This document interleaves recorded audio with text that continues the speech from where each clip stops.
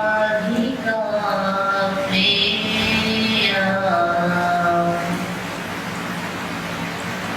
मधवो राधिका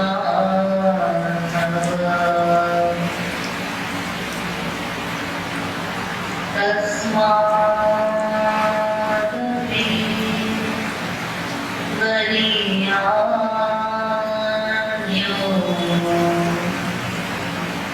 कृपालुर्मे जगति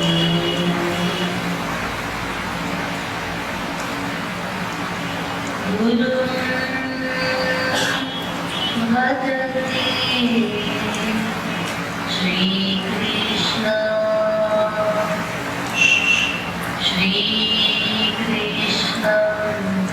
भजते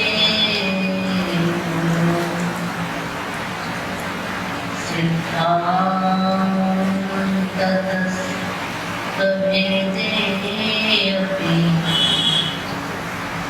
कृपालुर्मे गुरुर्महान्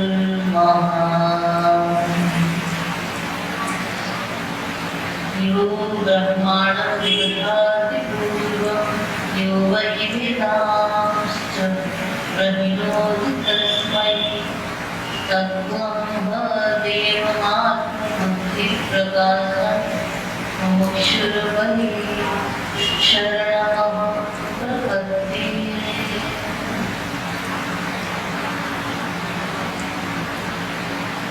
श्री कृष्ण तत्व जिज्ञासु प्रेम रस पिपासु महानुभाव पहले दैनिक नियमानुसार हरिनाम संकीर्तन कर लीजिए, तत्पश्चात प्रवचन प्रारंभ किया जाए।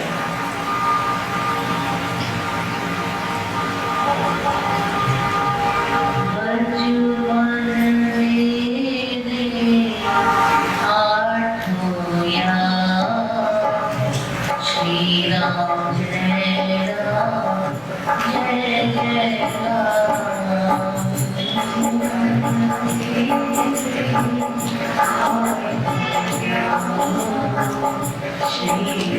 जय राम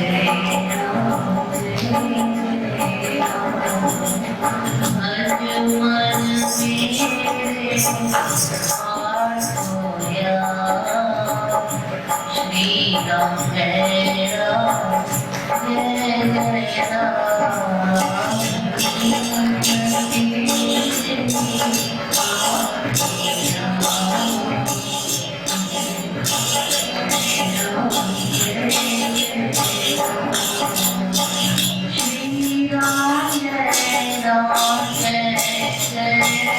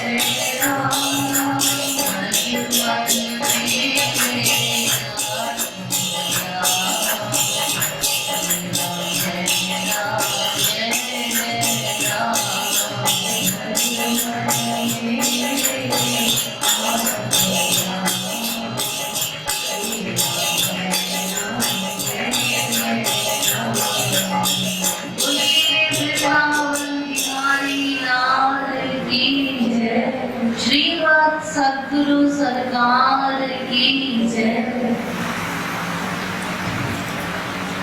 अब आप लोग कृपया सावधान होकर बैठ जाएं। अब तक प्रवचन श्रृंखला में आप लोगों को बताया गया विश्व का प्रत्येक जीव केवल आनंद ही चाहता है। आनंद और ईश्वर दोनों पर्यायवाची शब्द हैं, इसलिए प्रत्येक जीव आनंद का अंश सिद्ध होता है, यानी भगवान का अंश सिद्ध होता है।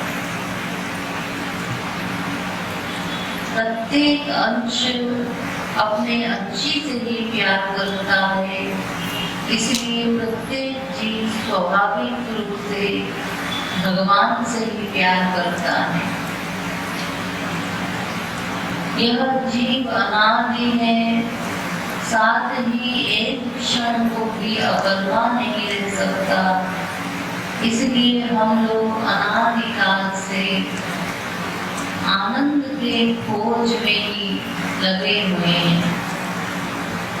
किंतु आश्चर्य की बात है कि अब तक उस आनंद का लवलेश भी प्राप्त नहीं हो पाया। इसके कारण का पता लगाया गया तो पता चला भगवान ही आनंद है, इसलिए भगवान को जान करके ही आनंद की प्राप्ति हो सकती है। भगवान को कैसे जाना जाए? वेदों में गए, हम शास्त्रों में गए तो वहां बताया गया कि कोई भी जीव भगवान को जान नहीं सकता। जो ये समझता है कि मैं भगवान को जान सकता हूँ, वो सबसे बड़ा मूर्ख है। जो ये समझता है कि मैं भगवान को समझ सकता हूँ, वो सबसे बड़ा नासमझ है। क्यों नहीं जान सकते, ये भी बताया गया। भगवान दिव्य है, हमारी इंद्रियां मन बुद्धि प्राकृत है। भगवान प्रेरक है, हमारी इंद्रियां मन बुद्धि प्रेर्यमान है। भगवान प्रकाशक है, हमारी इंद्रियां मन बुद्धि प्रकाश्यमान है। भगवान धारक है, हमारी इंद्रियां मन बुद्धि धार्यमान है। भगवान सर्वज्ञ है, हम लोग अल्पज्ञ हैं।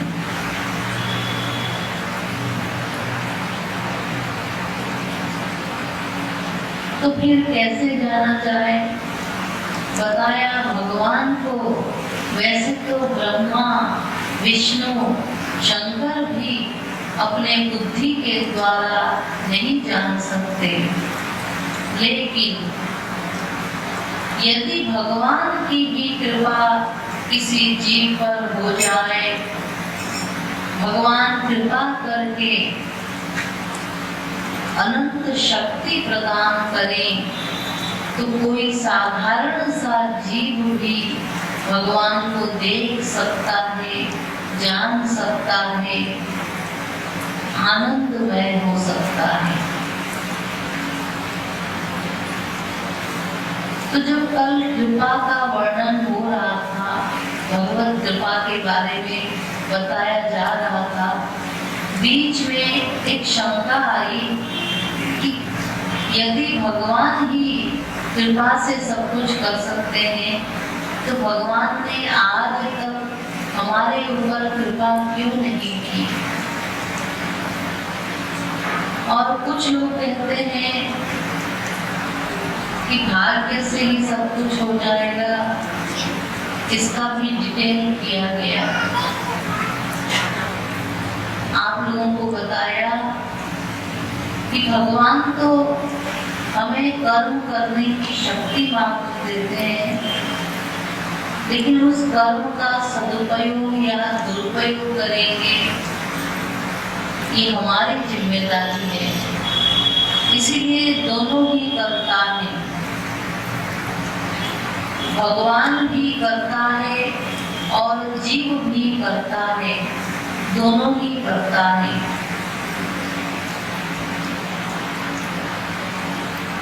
इसी प्रकार आप लोगों को भाग्य के बारे में भी बताया कि भाग्य के भरोसे बैठे रहने से कुछ नहीं होगा, हमें परिश्रम करना पड़ेगा।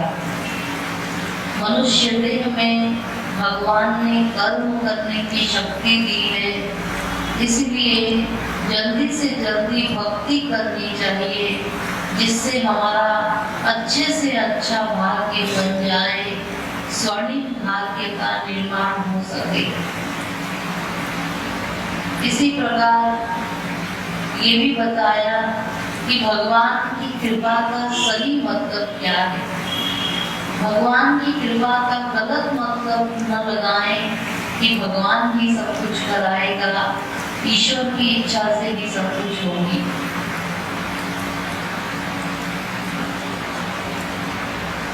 तो फिर भगवान की कृपा आज तक हमारे ऊपर क्यों नहीं हुई? इसके उत्तर में भगवान ने बताया कि मेरी कृपा प्राप्त करने के लिए कोई शर्त है। जो भी व्यक्ति उस शर्त को पूरा कर देगा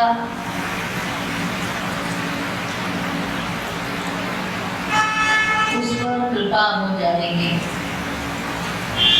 तो हमारे मन में इस बात को सुन के प्रश्न उत्पन्न हुआ कि भगवान की कृपा करने की शर्त क्या है। एक तो यह प्रश्न उत्पन्न हुआ, दूसरा प्रश्न आया हमारे मन में कि यदि भगवान भी कोई शर्त रखेगा वह अकारण करुण नहीं रहेगा, व्यापारी हो जाएगा, बिजनेसमैन हो जाएगा।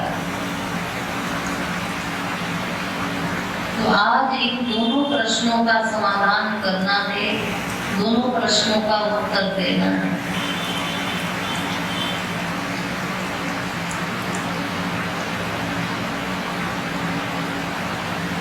भगवान को जो हम लोग व्यापारी कह रहे हैं, दोष लगा रहे हैं, भगवान कहते हैं अरे मनुष्यों पहले समझ तो लो, तुम दोष तो लगा रहे हो मुझ पर, लेकिन तुम क्या जानते हो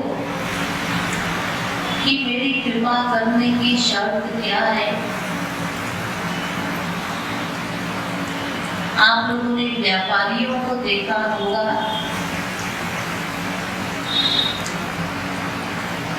एकदम राइट टाइम पर दुकान खुल जाता है लोगों का, और कितना मेहनत करके एक बिजनेसमैन कलकत्ता से, मुंबई से, दिल्ली से सामान मंगाता है और आपकी सुविधा के लिए दुकान को सजाया है, सफेद चादर बिछाया है और तमाम एसी वेसी लगाकर तैयार बैठा रहता है, ताकि जैसे ही कोई ग्राहक आए उस ग्राहक का स्वागत करता है दुकानदार। तो क्यों जी, ये दुकानदार ये लोग भी तो दयालु हैं, हमारे सुविधा के लिए इतना किया हुआ है। आप लोग कहेंगे नहीं नहीं दीदी जी, वो लोग तो अपने स्वार्थ के लिए ऐसा करते हैं। तो ऐसे ही भगवान जी आप भी तो शर्त लगा रहे हैं, तो फिर हम अकारण करुण कैसे करेंगे आपको? अगर आप कहेंगे नहीं कि अब हम कृपा करेंगे, अब करने से काम नहीं चलेगा। अनंत जन्मों से हम दुख यातना सहते आए हैं, 84 लाख में घूमते आए हैं। आपने आज तक हम लोगों पर कृपा क्यों नहीं की? भगवान कहते हैं कि अरे भाई, मेरी कृपा करने की क्या शर्त है, पहले समझ तो लो। मैं क्या देता हूँ, कृपा करने के लिए क्या मूल्य देता हूँ, क्या तुमको मालूम है? नहीं मालूम है। तो भाई पहले सुन तो लो, समझ तो लो कि मेरा शर्त क्या है, बताइए, सुनाइए। तो भगवान ने अपना शर्त बताया वेदों में। तो दस्येव शरणमहस्य वेद। हे जीव, तू मेरे शरण में आ जा, ये मेरा शर्त है।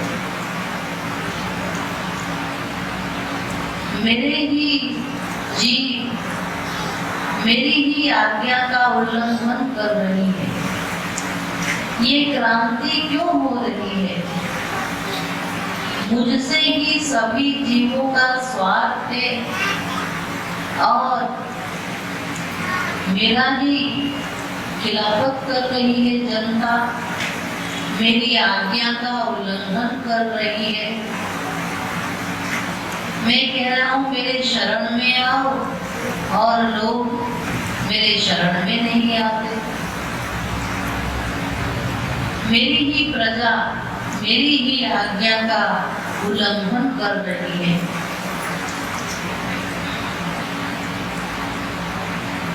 तो भगवान कहते हैं शरण में आ जाओ।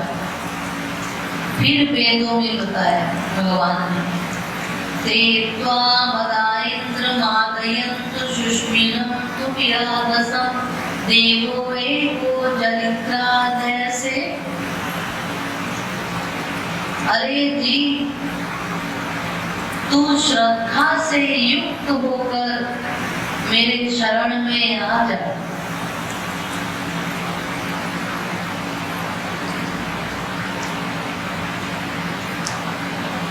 एकदालम्बनं श्रेष्ठ मेकदालम्बनं परम। मेरी शरण में आ जाओ। भगवान से बढ़ के श्रेष्ठ अवलंब और कोई भी नहीं है।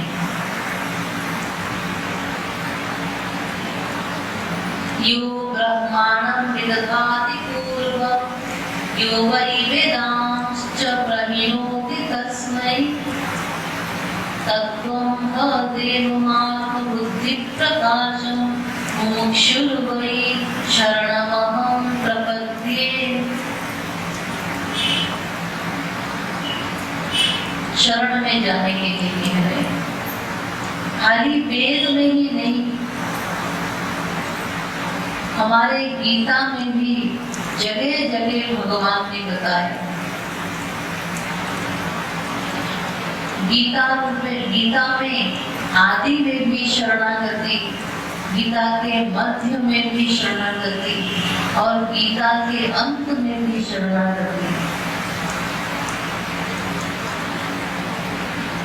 तमेव शरणं गच्छ सर्वभावेन भारत तत्प्रसादात् परां शान्तिं स्थानं प्राप्स्यसि शाश्वतम्।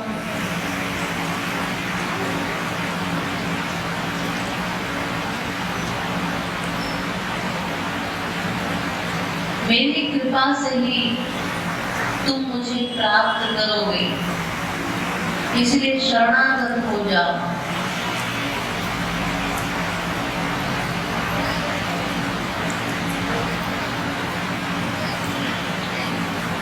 मामेव ये प्रपद्यन्ते मायामेतां तरन्ति ते। मेरे शरणागत होने पर ही मैं कृपा करूंगा तुमको इस भवाटवी से उत्तीर्ण करूंगा। दैवीयेषा गुणमयी मम माया दुरत्यया। ये जो माया शक्ति है, माया शक्ति बड़ी प्रबल है। इससे पार करना बड़ा कठिन काम है। इसलिए मेरे पूर्ण शरणागत होने पर मैं इस माया से तुमको उत्तीर्ण कर दूंगा।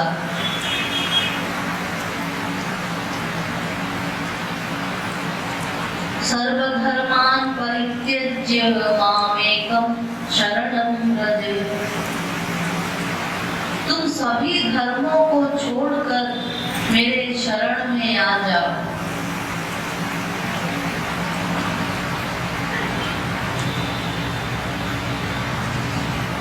यही बात वाल्मीकि रामायण में भी। सकृदेव प्रपन्नाय तवास्मीति च याचते अभयं सर्वभूतेभ्यो ददामि तद्व्रतं अहम्। कहते हैं वाल्मीकि जी कि एक बार भी कोई भगवान के शरणागत हो जाए, एक बार, तो क्या होगा? तो भगवान कहते हैं मैं उसको सदा के लिए माफ कर दूंगा। त्रिगुण त्रिताप त्रिकर्म नष्ट कर दूंगा। काम क्रोध लोभ मोह समाप्त कर दूंगा और भगवत धाम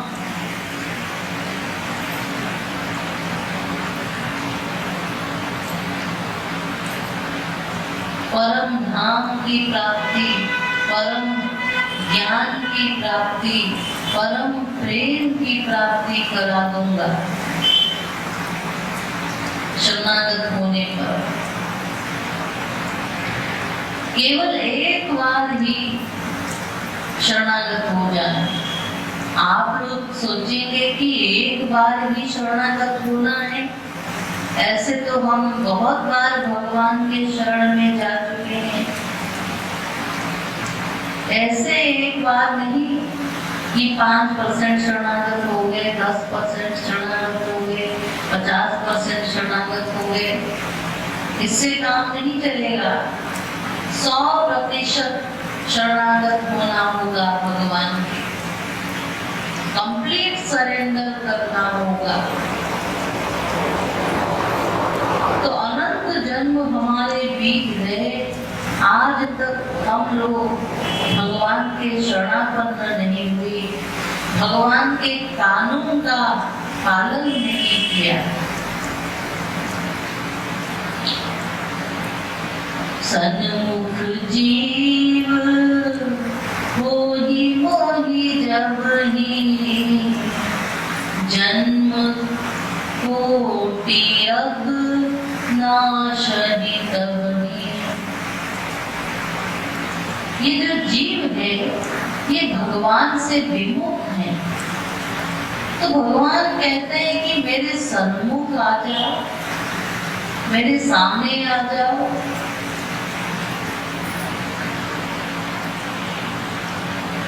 जन्म कोटि अब नाशहि तब ही।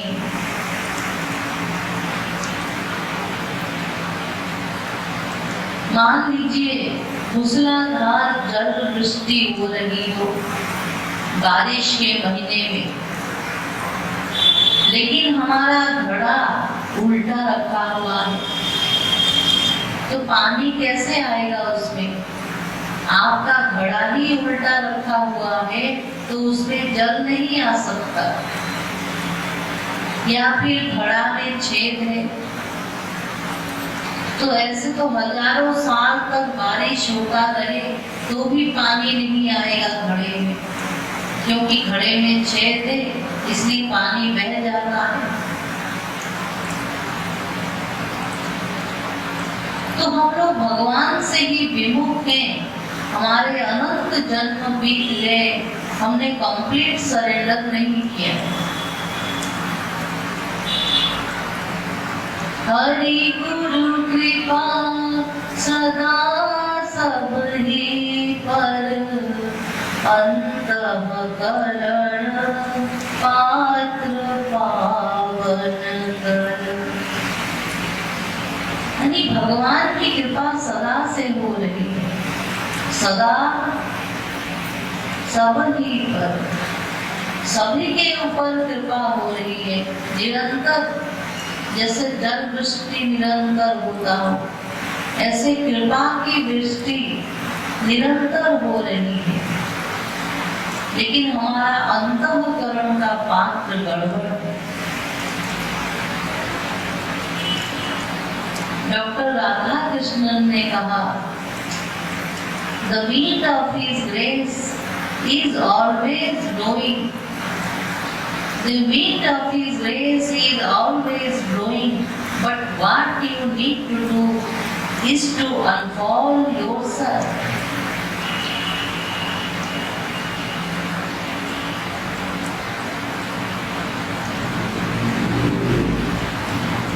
यानी उस कृपा को धारण करने के लिए हमारे पास पात्रता नहीं है। सर्वधर्मांच संत्यज्य सर्वकामांच साक्षरा, लोकविक्रांत चरणौ शरणं ते व्रजं विभो। जगद्गुरु रामानुजाचार्य कह रहे हैं कि सब धर्मों को छोड़कर, सब कामनाओं को छोड़कर, हे प्रभु मैं तुम्हारे शरण में आया हूँ, मुझ पर कृपा करो। ऐसे ही यमुनाचार्य जी आलमदार ग्रंथ में लिखते हैं, न धर्मनिष्ठो स्मिन चात्मवेदी, न भक्तिमां त्वच्चरणारविन्दे, अकिंचनो नान्यगतिः शरण्यं त्वत्पादमूलं शरणं प्रपद्ये। हे प्रभु, मैं धर्मनिष्ठ नहीं हूँ और न ही मैं आत्मज्ञानी हूँ और न ही आपके चरणों में मेरी भक्ति है। मैं तो अकिंचन बन के तुम्हारे शरण में आया हूँ, तुम मुझ पर कृपा कर दो। यमुनाचार्य जी भी लिखते हैं, न प्रपत्ते है परा विद्या। कोई संत कह रहे हैं कि शरणागति के अतिरिक्त और कोई साधन नहीं और कोई मार्ग नहीं, इतना सहज मार्ग और कोई नहीं। सबसे आसान मार्ग देंगे। आदि जगत गुरु शंकराचार्य जी भी कह रहे हैं, नारायण करुणामय शरणं करवाम तावकौ चरणौ इति षट्पदी मदीये वदन सरोजे सदा वसतु। यानी भगवान बड़े करुणा सिंधु हैं, दीन बंधु हैं, इसलिए उनके शरणागत हो जाओ। शरणागत होने पर ही तुम पर कृपा होगी।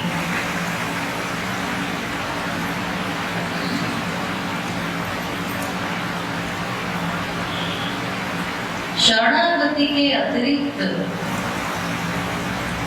और कोई रास्ता नहीं है जी। सबसे सहज मार्ग है ये। केवल हिंदू धर्म में ही बताया गया हो ऐसा नहीं, अन्य धर्मों में भी शरणागति बताई गई। अन्य धर्म कौन कौन से धर्म है? बौद्ध धर्म में बुद्धं शरणं गच्छामि, धम्मं शरणं गच्छामि, संघं शरणं गच्छामि, द्वितीयंपि बुद्धं शरणं गच्छामि, द्वितीयंपि धम्मं शरणं गच्छामि, द्वितीयंपि संघं शरणं गच्छामि, तृतीयंपि बुद्धं शरणं गच्छामि, तृतीयंपि धम्मं शरणं गच्छामि, तृतीयंपि संघं शरणं गच्छामि। ये पाली भाषा है। बुद्ध भगवान पाली भाषा में कह रहे हैं, शरण में जाओ, शरण में जाओ, तब कृपा होगी। ऐसे ही जैन धर्म में भी शरणागति बताई गई। शरणागत भविने हित वत्सल तुहि, कृपा रस सिंधु नमो। हे कृपा रस के सिंधु, मैं तुम्हारे शरण में हूँ, मुझे कृपा करो। इसी प्रकार सिख धर्म में भी बताया गया, तिसो शरणाई छुटिए, कित्ता लोड़े सु होई।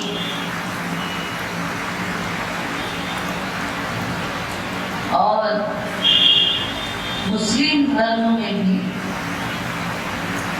बिस्मिल्लाहिर्रहमानिर्रहीम, अलहम्दु अर्रहमानिर्रहीम, मालिके यौमुद्दीन।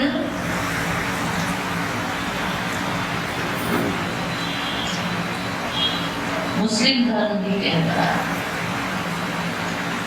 और ईसाई धर्म भी कहता है, ask and it will be open to you, seek and you shall find, knock and it will be opened unto you। यानी भगवान बड़ा रहीम है, करीम है, उसका दरवाजा खटखटाओ खटखटाओ। भगवान रहीम तो है, करीम तो है, लेकिन तुम्हारे किसी काम का नहीं। तुम शरण में जब तक नहीं जाओगे, तब तक उस कृपा से तुम्हें कोई फायदा नहीं मिलेगा।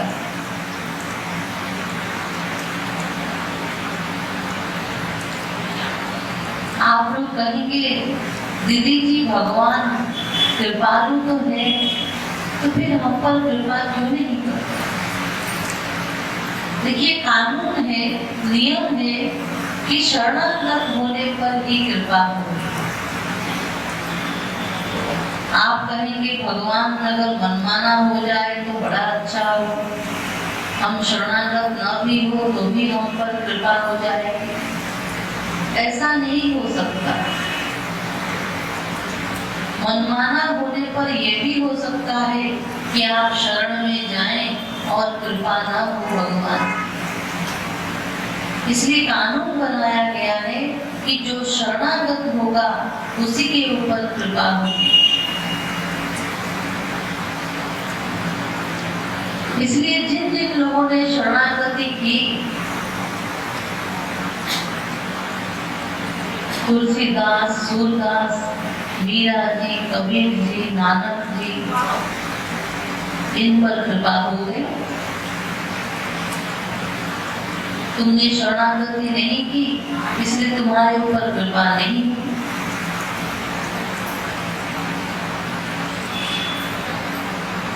आप लोग कहेंगे दीदी जी हाँ, ये बात तो ठीक है, हमें पता चल गया कि भगवान का शर्त है शरणागति, लेकिन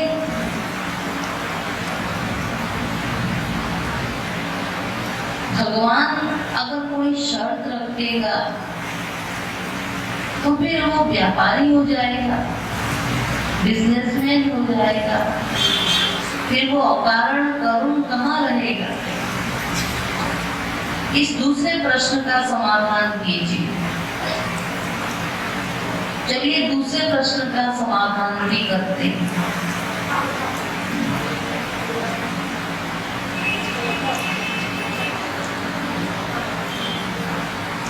दूसरे प्रश्न का समाधान करने के लिए पहले गीता में चलिए।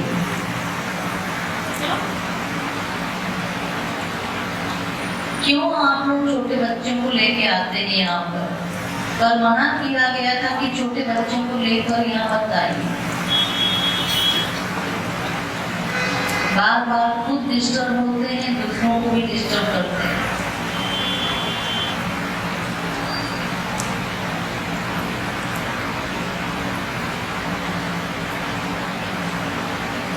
तो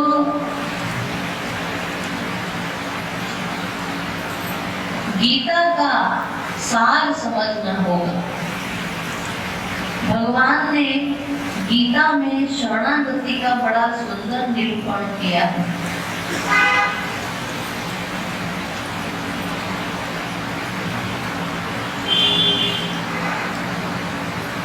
सबसे पहले गीता में क्या होता है? अर्जुन धनुष बाण छोड़ देता है और निराश होकर बैठ जाता है अर्जुन।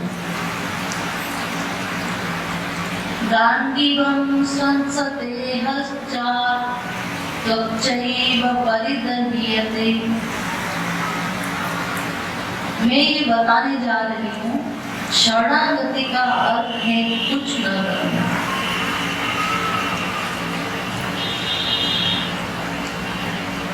क्योंकि दो प्रकार के कर्म होते हैं, एक अच्छा कर्म होता है, एक बुरा कर्म होता है,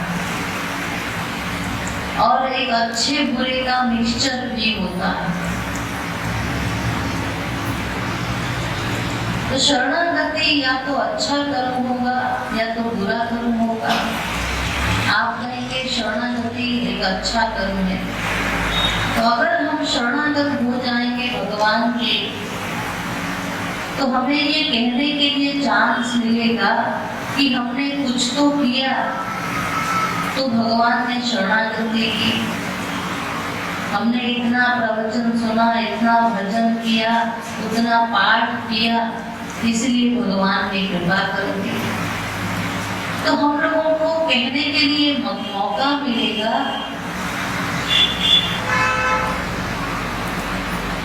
कि भगवान ने इसीलिए कृपा कर दी। तो फिर भगवान अकारण कर्म कैसे? इसलिए भगवान ने बताया गीता में कि शरणागति का अर्थ है कुछ न करना। कुछ न करना ही शरणागति है। चलिए गीता में आपको बताते हैं कुछ न करना ही शरणागति। तो पहले अध्याय में क्या हुआ? अर्जुन निराश होकर बैठ गया, रथ के एक कोने में जाके बैठ गया, सिर पकड़ के। कार्पण्य दोषो पगत स्वभावः पृच्छामि त्वां धर्म सम्मूढ चेताः। हे महाराज, मैं कांप रहा हूँ, डर रहा हूँ, मेरा शरीर जल रहा है, मैं घबरा रहा हूँ। ये युद्ध का काम मुझसे नहीं होगा, मैं युद्ध नहीं करूँगा। ठाकुर जी कहने लगे युद्ध नहीं करोगे? क्यों नहीं करोगे युद्ध? तो अर्जुन कहने लगे मैं इसलिए युद्ध नहीं करूँगा, युद्ध करने से ये प्रजा लोग मारे जाएंगे, मेरे गुरुजन मारे जाएंगे। ये भीष्म पितामह, द्रोणाचार्य, कृपाचार्य, ये गुरुजन है मेरे, और ये कौरव लोग मेरे ही भाई बंधु कुटुंब हैं। इनको मैं कैसे मारूं?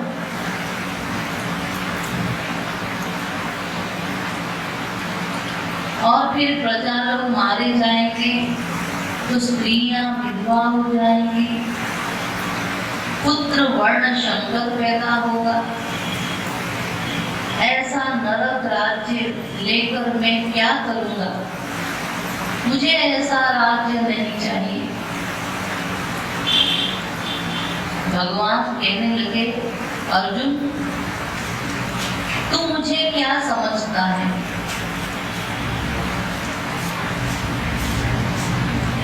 क्या मानता हूँ मैं आपको? अर्जुन कहने लगा, मैं आपको गुरु मानता हूँ। शिष्यस्ते हम शाधिमां त्वां प्रपन्नम्। आप तो मेरे गुरु हैं। आप मुझे बताइए कि ऐसी परिस्थिति में मैं क्या करूं? समझाइए मुझे। ठाकुर जी ने कहा कि तू तो कह रहा है कि मैं शरणागत प्रपन्न हूं। प्रपन्न का मतलब जानता है? पूर्ण शरणागत होना, कंप्लीट सरेंडर करना। तो अगर तू मेरे शरणागत है तो तू बुद्धि क्यों लगा रहा है? अर्जुन ने कहा, महाराज गलती हो गई, अब बुद्धि नहीं लगाऊंगा। अब आप जो भी कहेंगे वही मैं करूंगा। तो भगवान ने समझाया। भगवान ने कहा, देख अर्जुन, अगर तू युद्ध नहीं करेगा तो नरक मिलेगा, क्योंकि तू क्षत्रिय है। क्षत्रिय का धर्म होता है युद्ध करना।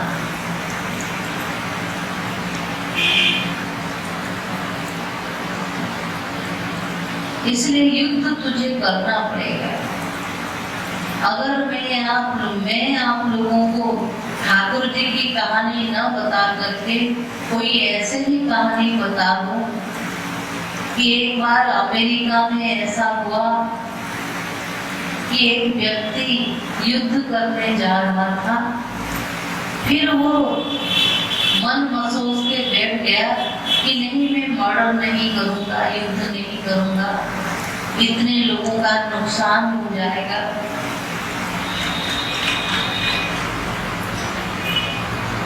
तो इतने में एक रिश्तेदार उसका आया। रिश्तेदार ने उसको बहका दिया कि नहीं, तुमको युद्ध करना ही पड़ेगा, युद्ध करने पर ये फायदे हैं। तो उसने बहका दिया और इतने सारे लोग मारे गए युद्ध में। इस कहानी को मैं बता करके आप लोगों से पूछूं कि वो व्यक्ति जो मारना नहीं चाहता था वो कैसा था, और जिसने बहका दिया, इतनी सारी हत्याएं करवा दी, वो कैसा था?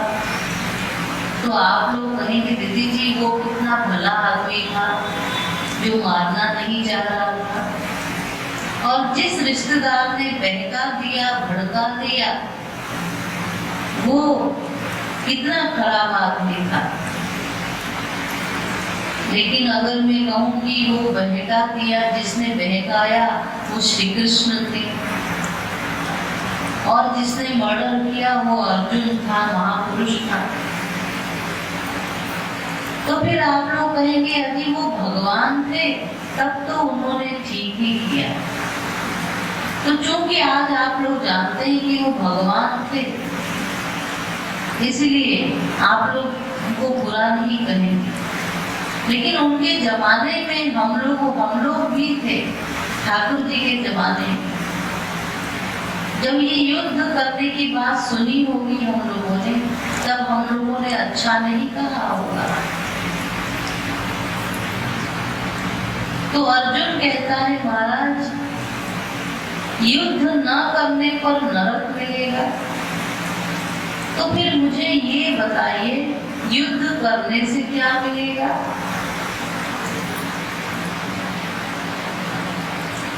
तो कहने लगे, युद्ध करने से दो फायदे होंगे।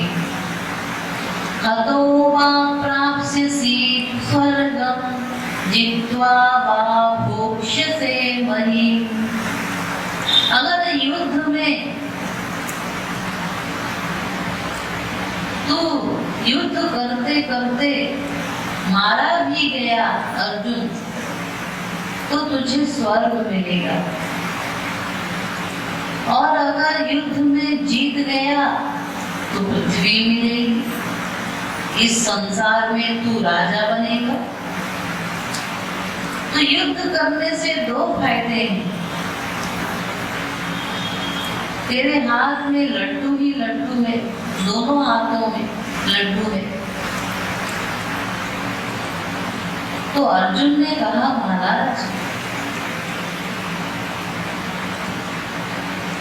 युद्ध करने से या तो संसार मिलेगा, या तो पृथ्वी मिलेगा, या तो स्वर्ग मिलेगा। तो अगर ये दो चीज मिलेंगे तो आप बताइए, क्या स्वर्ग में सुख है? इस संसार में तो मेरा अनुभव है कहीं भी सुख नहीं है। मैं इस संसार में राजा बन चुका हूँ, कई बार राजा बन चुका हूँ, पिछले जन्म में भी। तो इस संसार में भी कहीं सुख नहीं है, मेरा पर्सनल एक्सपीरियंस है। तो क्या स्वर्ग जाने पर सुख मिल जाएगा? तो भगवान ने उत्तर दिया। भगवान ने कहा, एतं भुक्त्वा स्वर्गलोकं विशालं क्षीरे पुण्ये मर्त्यलोकं विशन्ति।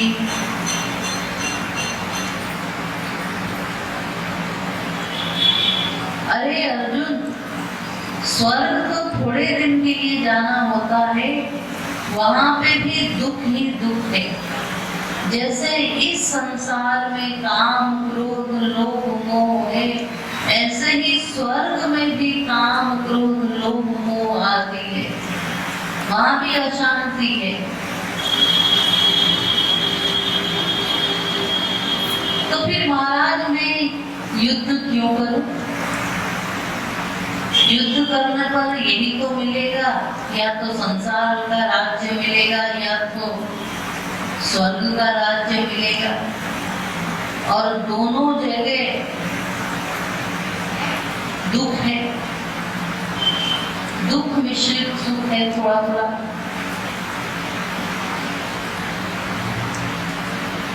तो भगवान ने बताया कि देख अर्जुन,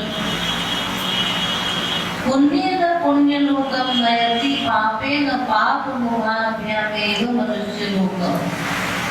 अगर तू अच्छा कर्म करेगा तो स्वर्ग जाएगा, बुरा कर्म करेगा तो नरक जाएगा। अच्छे बुरे का मिक्सचर करेगा तो संसार में आएगा।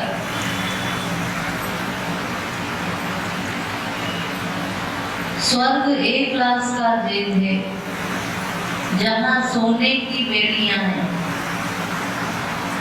संसार बी क्लास का जेल है, जहाँ चांदी की बेड़ियां हैं।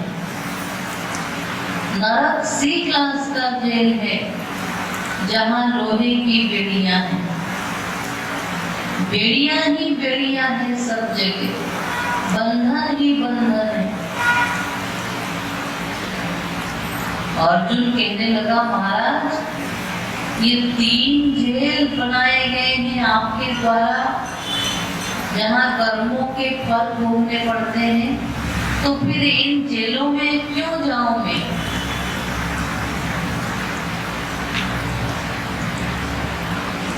ये पृथ्वी, ये भी जेल है, बंधन यहाँ भी है। तो महाराज मुझे संसार नहीं चाहिए, पृथ्वी नहीं चाहिए, स्वर्ग नहीं चाहिए, नरक नहीं चाहिए। तो मैं तो दोनों ओर से फंस गया महाराज। ये जो 2 लड्डू आपने दिखाए, इस लड्डू में पॉइजन मिला हुआ है, जहर मिला हुआ है। तो मैं क्या करूं? भगवान ने कहा तू एक काम कर, तू कुछ भी न कर।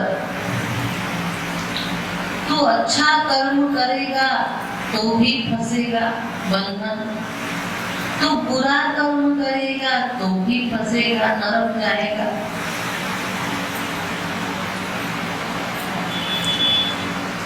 तो ये काम कर, तू कुछ भी न कर।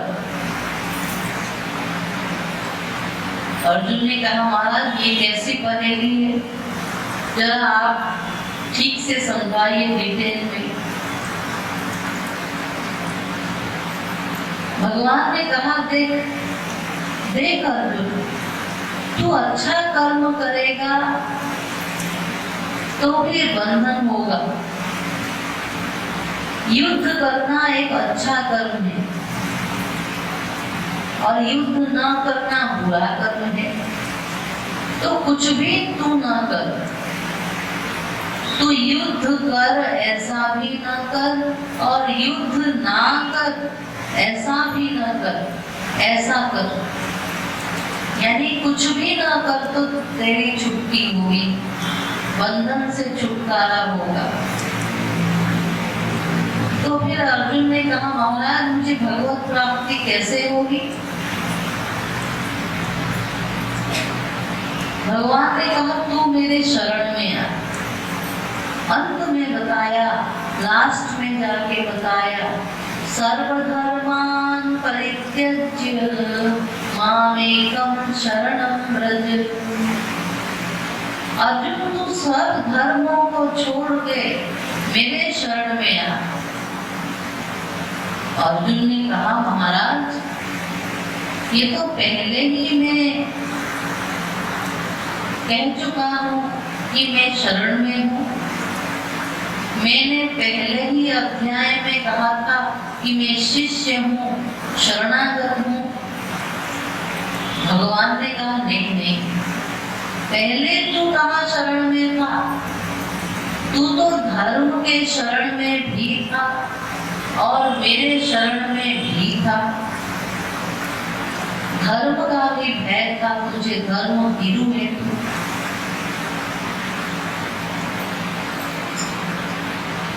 भी लगाया हुआ था और मेरी शर्त कृपा करने के लिए ये है कि तू ही लगा दे, मेरे शरण में ही आ। इसलिए बार बार मैं कह रहा हूँ मामेकं शरणं व्रज, एक मेरी ही शरण में आ। मामेव ये प्रपद्यन्ते मायामेतां तरन्ति ते। ही लगा दो, मेरे ही शरण में आ। तमेव शरणं गच्छ सर्वभावेन भारत। सब जगह एव शब्द लगाया गया है।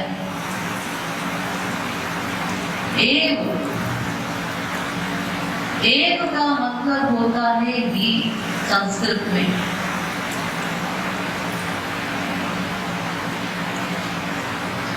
तो कुछ न करना माने न धर्म करना न अधर्म करना, न अच्छा कर्म करो न बुरा कर्म करो, न पुण्य करो न पाप करो। जो पाप है वो तो पाप है ही, लेकिन पुण्य कर्म भी पाप है, उसका भी बंधन है।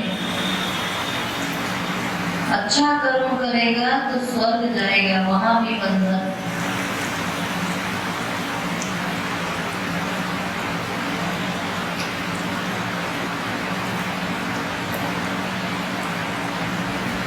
एक सूफी संत हुए हैं जिन्होंने कहा अब गुण रुस्से पीरी गुनी रूठा में। यानी मैं जब कह रहे हैं कि मैं जब पुण्य कर्म करता हूँ तो भी खुदा हंसता है,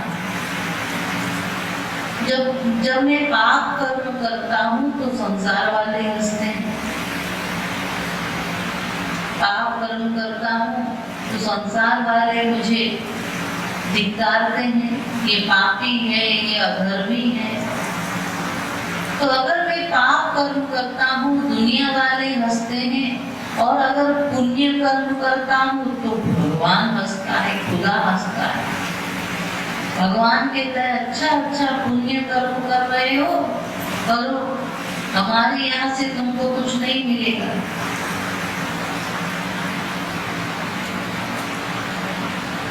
तो दोनों जगह से मैं निराश हो गया। मैं अब ना अच्छा कर्म करूंगा, ना मैं बुरा कर्म करूंगा। तो बुरा तो बुरा है ही, अच्छा भी बुरा है।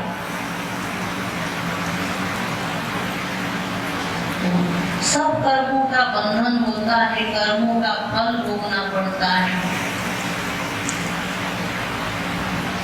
इसलिए कुछ न करना ही शरणागति है।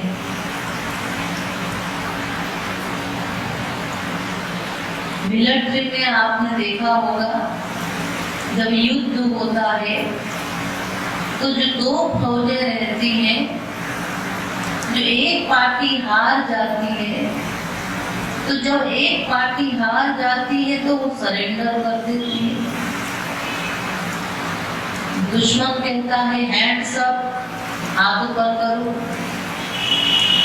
पीछे नहीं देखो, आगे देखो, इधर नहीं घूमो, उधर नहीं घूमो, सरेंडर कर देता है। तो जैसे सरेंडर कर दिया उसने, ऐसे ही तुमको सरेंडर होना पड़ेगा। भगवान के यहाँ अनंत जन्मों का पाप करता है ये जीव, पापात्मा है, तो अपने गुनाहों के लिए भगवान से माफी मांगनी पड़ेगी।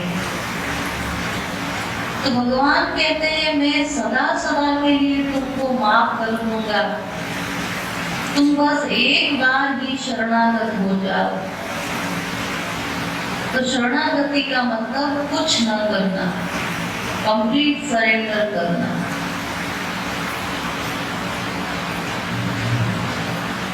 थोड़ी देर संकीर्तन करेंगे हम लोग, फिर आगे चलेंगे।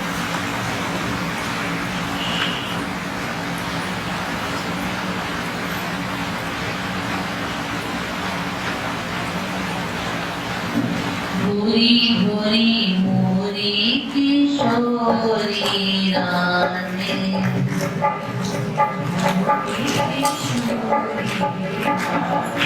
भूरी भूरी मोरी किशोरी रानी,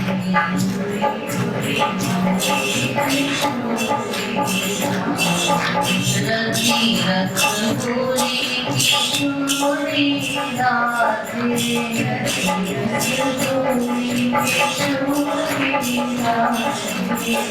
रतीरथ गोरी किशोरी राधे, रतीरथ गोरी किशोरी राधे, रतीरथ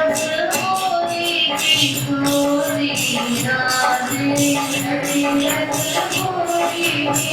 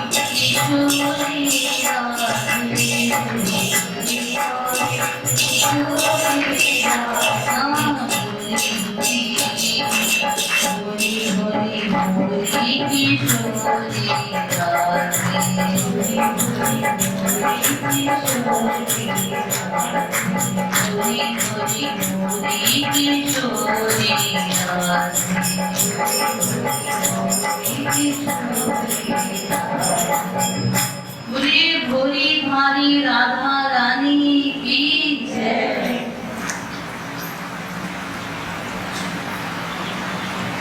तो अब तक ये बताया कि शरणागति का अर्थ है कुछ न करना, कुछ न करने से ही हमें बंधन से छुटकारा मिलेगा और भगवत प्राप्ति होगी। लेकिन ये जो शरणागति है जिससे हमें भगवत प्राप्ति होगी, उसको थोड़ा ठीक समझना जरूरी है, क्योंकि शरणागति में बाधा बताई गई हमारे शास्त्रों में। जगत गुरु श्री रामानुजाचार्य ने 3 प्रकार का कपूया चरण बताया है शरणागति में बाधा। पहला जिह्म भाव, दूसरा अनृत भाव, तीसरा माया भाव। जिह्म भाव का मतलब सरलता का अभाव। भगवान के सामने भी, गुरु के सामने भी जब हम जाते हैं तो वहां भी हम लोग छल कपट करते हैं, सरलता का अभाव दिखाई पड़ता है। भगवान कहते हैं मुझे निश्चलता पसंद है। सरल स्वभावना मन कुटिलाई, निर्मल मन जन सो मोहि पावा। आप लोग कहिए दीदी जी, भगवान ने हमें सरल स्वभाव वाला नहीं बनाया, भगवान को हमें बनाना चाहिए था, इसलिए हम लोग ऐसे निश्चल नहीं हो पाते। ऐसा नहीं है। देखिए, भगवान ने जब हमें संसार में भेजा था तो कितना सरल थे हम लोग। बचपन में कितना भोला होता है एक छोटा सा बच्चा, तुरंत का पैदा हुआ बच्चा। आप गोद में लेना चाहे आप ले ले, दूसरा लेना चाहे दूसरा ले ले। अब धीरे धीरे जैसे ही बड़ा हुआ छोटा सा बच्चा, उसको धीरे धीरे छल कपट आने लगा। कैसे आया? माँ बाप से ही सबसे पहले छल कपट बच्चे सीखते हैं। एग्जाम्पल, किसी दिन मम्मी ने कहा पप्पू को, मम्मी कहती, अरे पप्पू जब पड़ोसी न आएगी तो कह देना मम्मी घर में नहीं। पप्पू सोचता है मम्मी तो घर में ही बैठी है और ये कह रही है मैं घर में नहीं हूँ। तो पड़ोसी न आई। पड़ोसी जैसे ही आई, पड़ोसी कहते क्यों रे पप्पू तेरी मम्मी कहाँ है?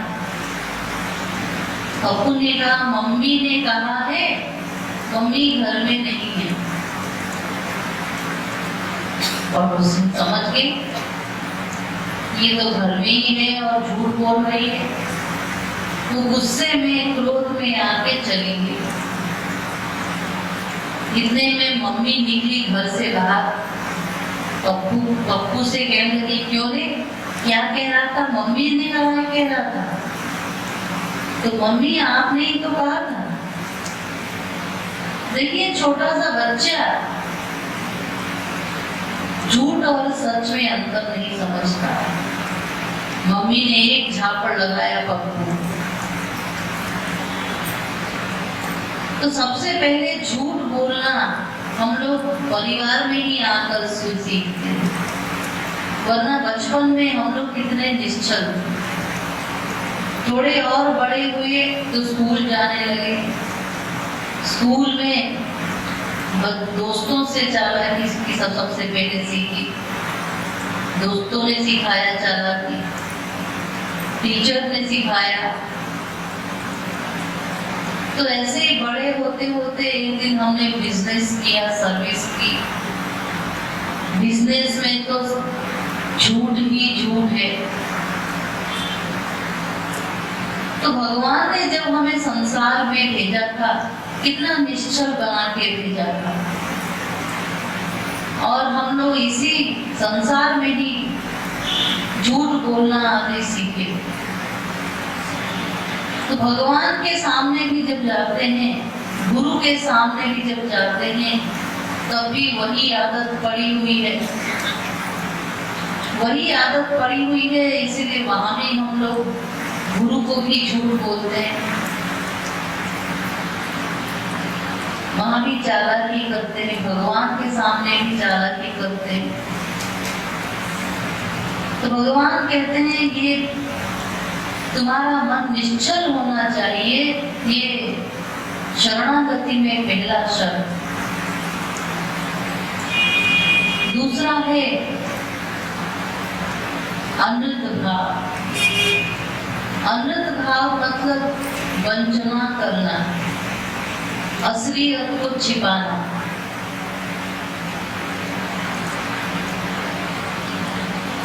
ये भी लगभग वही अर्थ है उसका।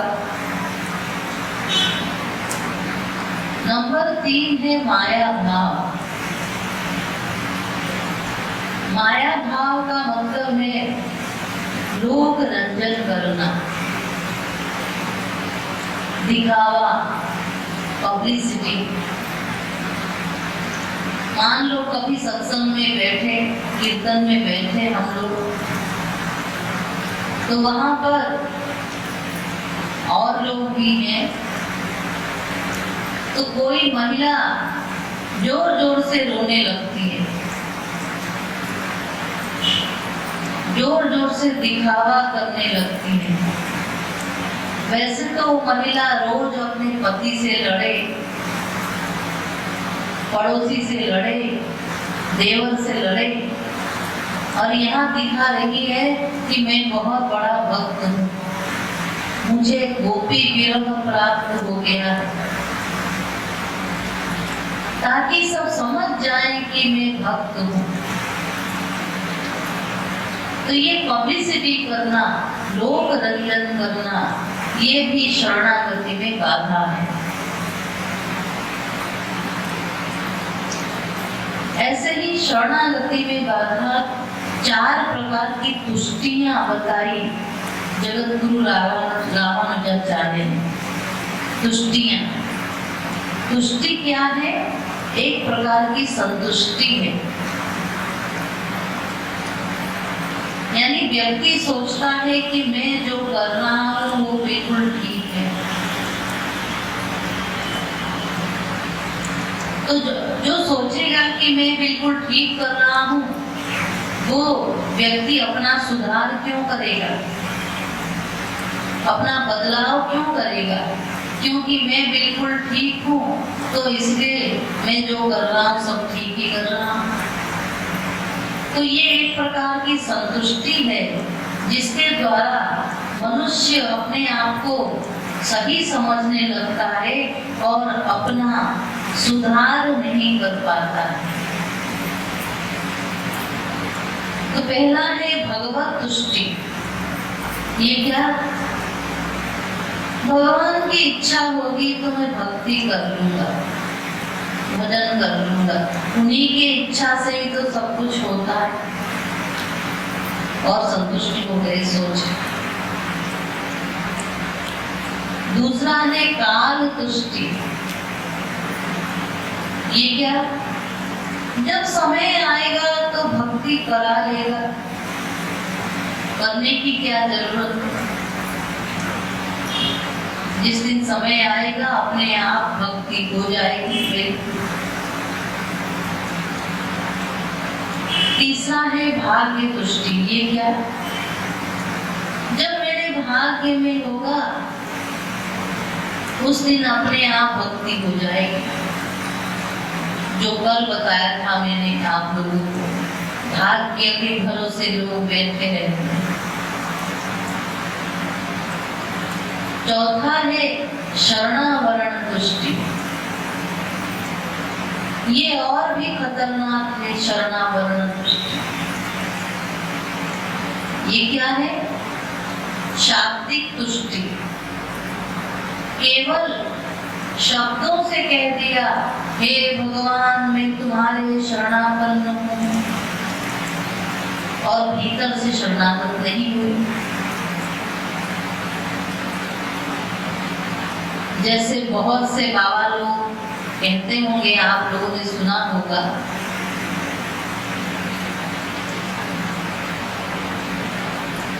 श्री अरे बेटा कुछ भी करो, खाली सोते समय इतना कह दो भगवान से, मंत्र पढ़ लिया करो। चाहे दिन भर हम कुछ भी करें, हाँ कुछ भी करो, भपड़ सपड़ सब चलेगा। केवल रात में सोते समय इतना कह दो, श्री कृष्ण शरणं मम रामार्पणमस्तु कृष्णार्पणमस्तु। हे श्री कृष्ण तुमको नमस्कार है, तुमको प्रणाम है। हे राम मैं तुम्हारे शरणागत हूँ। खाली मुंह से बोलने से क्या होगा? भीतर से तो संसार में आसक्ति कर रहे हो, संसार की आसक्ति बढ़ा रहे हो। खाली मुंह से शब्द बोलने से शरणापन्न हो जाएगा क्या कोई? जैसे एक शराबी कहता है, रात को खूब सी पी, सुबह को तौबा कर ली। रात को खूब सी पी यानी शराब रात में खूब चढ़ा देते हैं, तो रात को खूब सी पी, सुबह को तौबा कर ली, रिंद के रिंद रहे, आज से जन्नत न गए। यानी जो रात को खूब शराब पी लेते हैं हम, जब सुबह होती है तो खुदा की याद आती है, तो फिर हम नमाज पढ़ लेते हैं, जल्दी जल्दी माफी मांग लेते हैं खुदा से। तो चूंकि नमाज पढ़ लेते हैं तो माफी भी हो जाती है। तो इस प्रकार हमारा नाम पियक्कड़ों में भी हो गया, शराबियों में भी हो गया, वहाँ भी फेमस हो गए, और इधर स्वरा चला होगा। खाली मुंह से भगवान के मंदिर में जाके प्रार्थना कर ले, त्वमेव माता च पिता त्वमेव, त्वमेव बन्धुश्च सखा त्वमेव, त्वमेव विद्या द्रविणं त्वमेव, त्वमेव सर्वं मम देव देव। तो खाली मुंह से श्लोक पढ़ लेने से, सूखा कह देने से ही कि मैं शरणागत हूँ, इससे कुछ नहीं होगा। क्योंकि ऐसी शरणागति से काम बना होता तो कब का बन जाता होता हमारा। तो ये 4 प्रकार की तुष्टियां शरणागति में बाधा है। इसी प्रकार गीता में भी श्री कृष्ण कहते हैं कि 4 प्रकार के लोग मेरे शरणापन्न नहीं होते। कौन कौन से? नमां दुष्कृतिनो मूढ़ा प्रपद्यन्ते नराधमाः मायापहृतज्ञाना मासुरभावमाश्रिताः।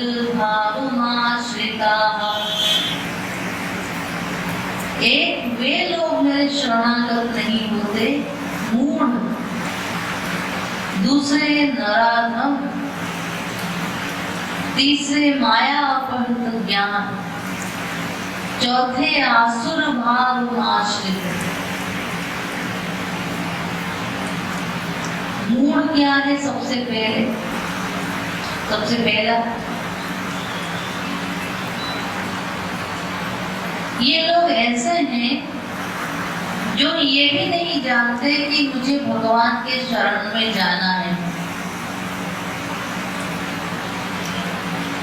ऑफिस गए,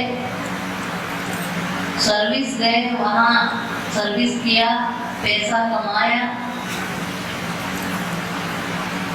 घर आए, बीवी बच्चों को पाला और कुछ बैंक बैलेंस इकट्ठा करके एक दिन मर गए। मरने के बाद क्या हुआ? मरने के बाद क्या मिला, बस यही तो नहीं जानते। क्या क्या यातना सहनी पड़ी, बिना भक्ति के क्या क्या फिल्म देखने पड़े, बस इतना ही तो नहीं जानते, वरना गलती क्यों होती। बस यही समझते हैं लोग कि जीवन जियो जैसे तैसे, समय काट दो। ये होते हैं मूड जो इतना भी नहीं जानते कि हमारे मनुष्य जीवन का भगवान से कुछ संबंध भी है।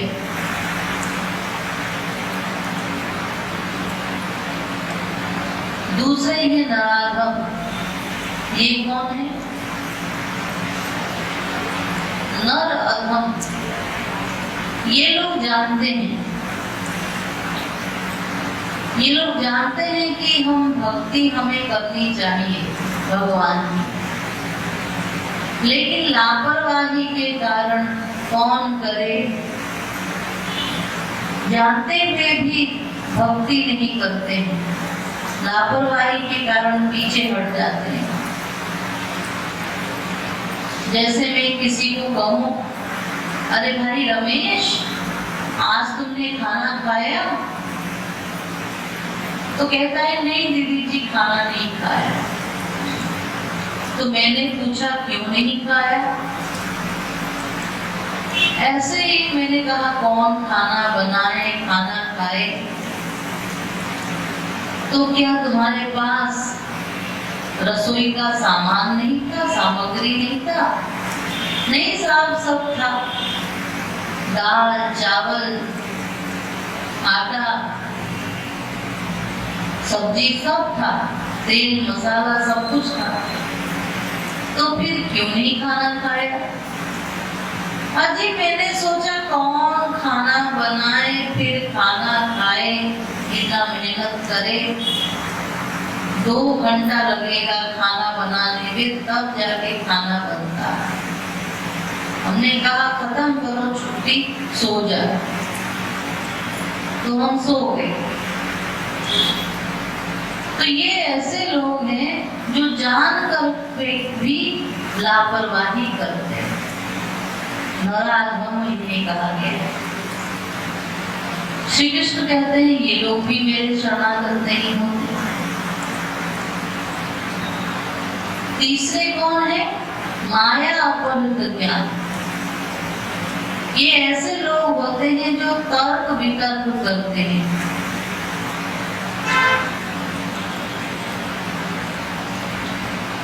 एक व्यक्ति मेरे पास आया, उसने कहा दीदी जी, आज तक मेरे एक प्रश्न का जवाब कोई नहीं दिया।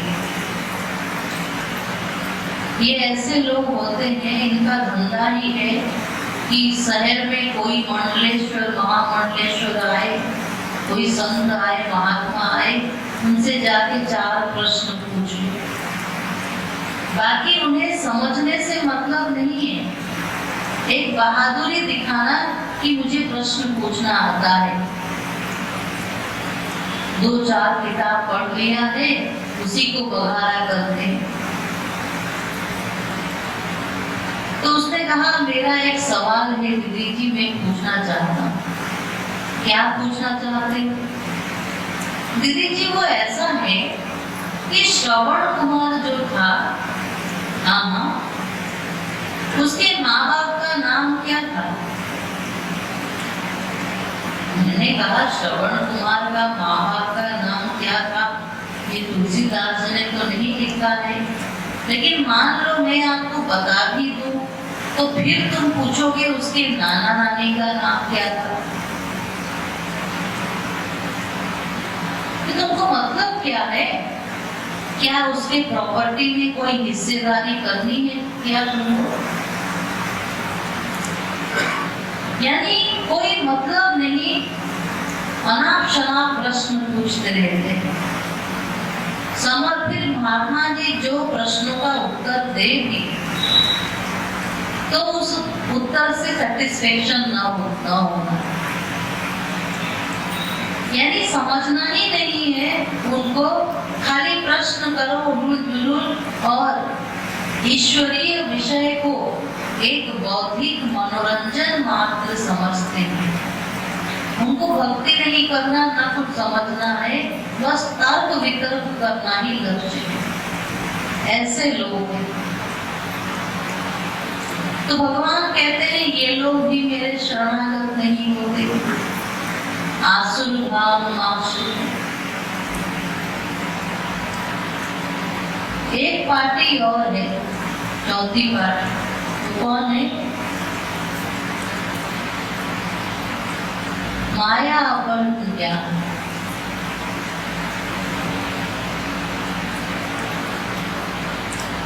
ये आसुरी प्रवृत्ति के लोग होते हैं।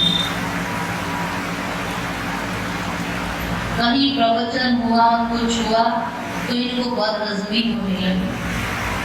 कहीं कोई ईश्वरीय विषय छिड़ा तो उनके पेट में बदहजमी होने लगी। अजी साहब ये प्रवचन हम बंद करवा देंगे, बहुत डिस्टर्बेंस होती है, जब देखो ये राधे राधे करते रहते हैं। यानी भगवत विषय से ही चिढ़ है, ये आसुर भाव मास्टर।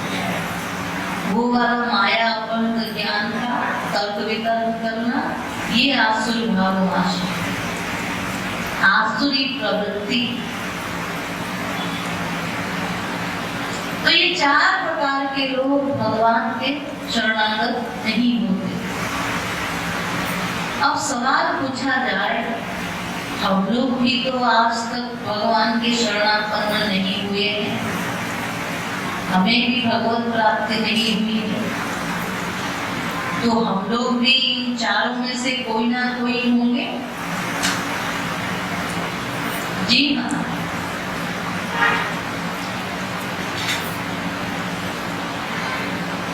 मूड सबसे पहले लीजिए। मूड तो हम लोग हैं नहीं, वरना हम प्रवचन ही क्यों सुनने आते। यहाँ पर 2-2 घंटे तक प्रवचन सुनना होता है, इसलिए मूड नहीं है हम। आसुर भाव आश्रित ये भी हम नहीं है। चौथे, आसुरी प्रवृत्ति भी हमारी नहीं है, वरना इतनी जमीन पर बैठ के प्रवचन क्यों सुनते हैं हम लोग। और तर्क वितर्क करना नंबर 3, ये भी हमारा धर्म नहीं है, ये भी नहीं करते हम। फिर बचा दूसरा नंबर, क्या? नराधम, जानते हुए भी लापरवाही करना। इसी कक्षा में है हम लोग, लापरवाही करते हैं। बस ये सोचते हैं कि अरे भाई भगवान में मन तो लगता नहीं है, मन लग जाता तो अच्छा होता। देखिए, मन लग जाना तो सिद्धि है और हमें साधना करनी है। फर्स्ट डिजर्व देन डिजायर, यानी पहले अभ्यास करो, फिर जाके हम नेचुरल चलने लगेंगे।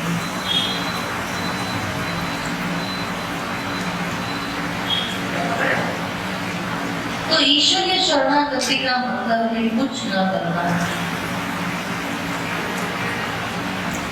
अगर हम किसी दुकान में जाते हैं और कहते हैं व्यापारी को 10 साड़ी दे दो, तो उसने 10 साड़ी गिना दी और उस तुमको पकड़ा दिए बिल, आपने कहा ये क्या है? ये बिल है, इतना रुपया आप दे दीजिए। आपने कहा मेरे पास बिल नहीं। उसने कहा क्या ठाट है, 10 साड़ी मंगाया और बिल नहीं है, पैसा नहीं है, तो भगा देगा दुकानदार दुकान से आप। ऐसे ही अगर हम भगवान के शरणागत होते हैं और कहते हैं कृपा करो, तो भगवान कहते हैं पहले शरणागत तो हो जाओ, कुछ तो मूल्य चुकाओ।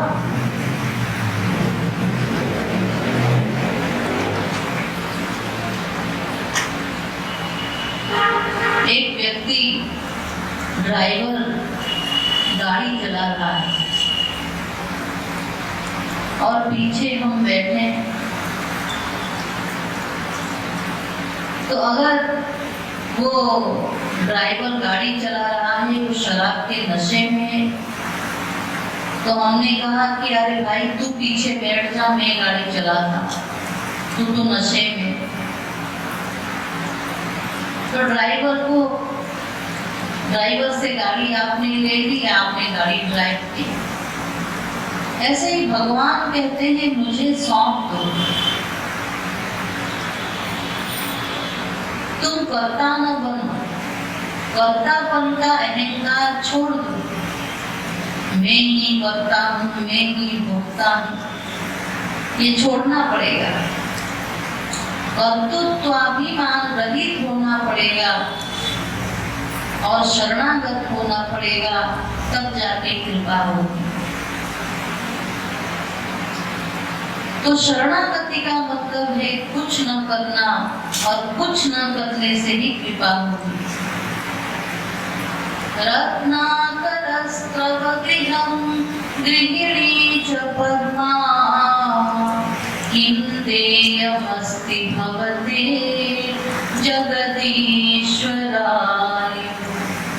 राधाधृतो हि मनसोऽस्ति दैन्यं, तन्मे गृहाण पदपङ्कज मल्पितं ते।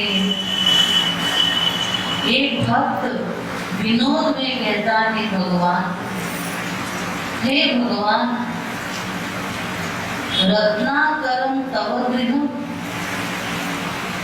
आपका घर वहां है, क्षीर सागर में आप शयन करते, और गृहिणी च पद्मा, आपकी श्रीमती महालक्ष्मी है। तो मैं तुमको क्या दे सकता हूँ, मेरे पास क्या है देने। लेकिन हाँ, एक चीज याद आया, एक चीज मैं तुमको दे सकता हूँ, क्योंकि वो चीज तुम्हारे पास नहीं है। भगवान ने कहा अरे कौन सी चीज मेरे पास नहीं है जो तुम्हारे पास है, तुम दोगे मुझे। तो जीव कहने लगा महाराज, राधाधृतो हि मनसोऽस्ति दैन्यम्। अजी हमने सुना है एक वृषभानु नंदिनी राधा रानी, तो राधा रानी ने तुम्हारे मन को चुरा लिया, इसलिए तुम बिना मन के हो गए। मेरे पास यही मन है, भले ये गंदा गंदा मन है, लेकिन तुम्हें तुम्हारे काम का है। इसी गंदे मन को हमने भगवान को सौंप दिया, यही शरणागति। अब भगवान क्या करेगा? भगवान उस मन को लेकर साफ करेगा, उसको दिव्य बनाएगा, दिव्य बना करके उसको वापस कर देगा। तो ये गंदा मन भगवान के किस काम का है? लेकिन फिर भी इस मन को हमने शरणापन्न कर दिया, इसलिए भगवान खुश हो गए। अनंत जन्म बीत गए, आज तक इसी मन को ही हम लोगों ने भगवान को नहीं दिया। देखिए, अगर कोई व्यक्ति, उसके घर में जो धोबी लगा हो, धोबी कपड़ा साफ करने वाला,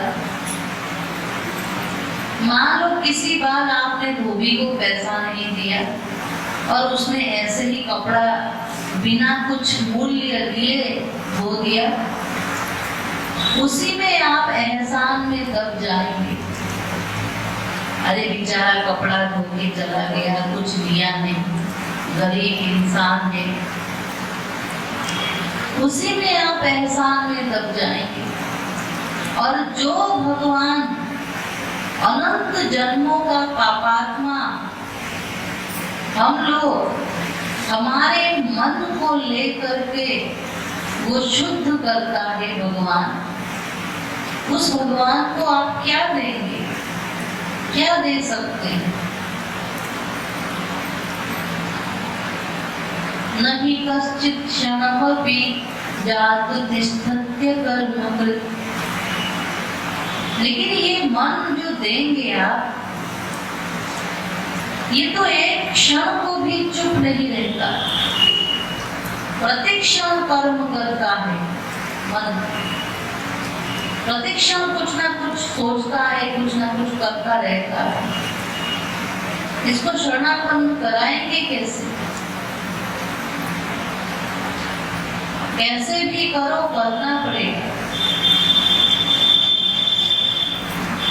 आप चाहे आज ही इस मन को दे दें भगवान को,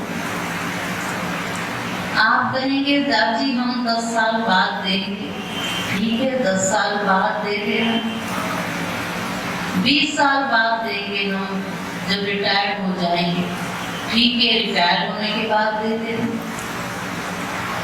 आप कहेंगे अगले जन्म में हम देंगे। अरे एक ना एक दिन इस मन को देना ही पड़ेगा, चाहे 50 जन्मों बाद तुम दो, एक दिन शरणापन्न करना पड़ेगा, तब जाके काम बनेगा, नहीं तो नहीं बनेगा। क्योंकि हमारी गाड़ी यही रुकी हुई है, हम लोगों ने इस मन को भगवान के शरणापन्न नहीं कराया। कुछ न करना ही शरणागति है। तो ये कुछ न करना कैसे होगा और मन की शरणागति कैसे होगी, ये बताई जाएगी, लेकिन कल बताई जाएगी। बोलिए लाडली लाल की जय, श्रीमद् सद्गुरु सरकार की जय। जय जय श्री राधे, जय जय श्री राधे, जय जय श्री राधे। आज भगवान राम का वरदान है, इसलिए हम लोग भगवान राम की आरती करेंगे आज।